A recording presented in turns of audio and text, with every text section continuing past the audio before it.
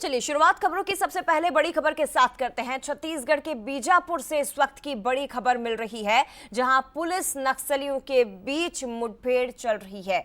बड़ी खबर है, इस वक्त की जानकारी मिल रही है कि सुबह 7 बजे से लगातार फायरिंग दोनों ही तरफ से हो रही है। सर्चिंग पर निकले पुलिस के जवान, जिनका सामना नक्सलियों से हुआ और पुलिस नक्सलियों के बीच मुठभेड़ उसूर क्षेत्र में हो रही है, ऐसी खबर है। ये जानकारी है कि नीलाम सराई धोबे पहाड़ में मुठभेड़ इस वक्त चल रही है। तो दोनों तरफ से फायरिंग सुबह 7 बजे से जारी है। हालांकि ये भी आपको स्पष्ट कर दे कि अभी तक इस मुठभेड़ को लेकर कोई भी आधिकारिक तौर पर पुष्टि नहीं की गई है, कोई ऑफिशियल जानकारी नहीं दी गई है।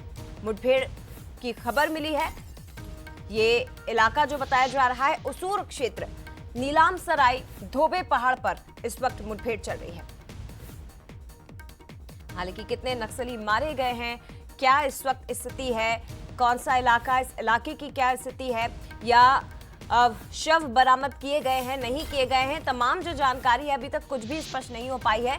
सुबह 7 बजे से फायरिंग हो रही है। सर्चिंग पर जवान निकले थे, जहां नक्सलियों की मौजूदगी की सूचना टीम को मिली थी और उसके बाद आमना सामना एक बार फिर से जवानों का और नक्सलियों का हुआ है।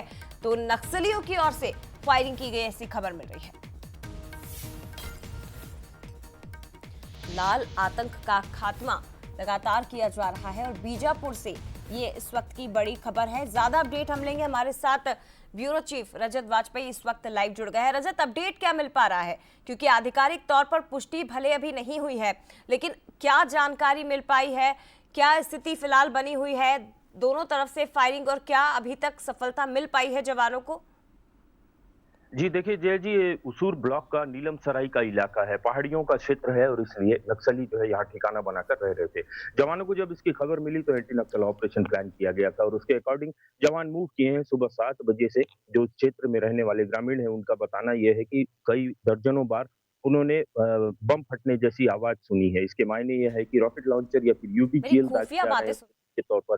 अभी फिलहाल फिलहाल के कुछ दिनों में अगर देखें तो नक्सलियों ने यूबीजीएल का इस्तेमाल बढ़ाया है। दरअसल आमने-सामने की लड़ाई से हिचक रहे हैं नक्सली और यही वजह है कि यूबीजेल और रॉकेट लॉन्चर जैसे हथियारों का इस्तेमाल नक्सली लगातार कर रहे हैं। इस बात को ध्यान में रखते हुए निश्चित तौर पर जवानों का जो ट्रूप रवाना किया गया था, उसे भी संसाधनों से लैस किया गया होगा और यही वजह है कि आसपास के पूरे इलाके में काफ़ी बड़े-बड़े धमाकों की आवाज़ सुनाई दे रही है। इसके अलावा अगर बात की जाए तो ये जॉइंट ट्रूप है।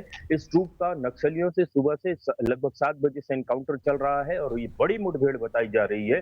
जिस तरीके से सूचना मिली थी उस हिसाब से नक्सलियों का जमावड़ा यहाँ था और इसी जमावड़े के खबर के आधार पर ये जवानों का जो पूरा दस्ता जो है वो रवाना किया गया था और चारों ओर से घेरेबंदी की गई है। नक्सली उस पहाड़ी के आसपास के क्षेत्र में मौजूद हैं।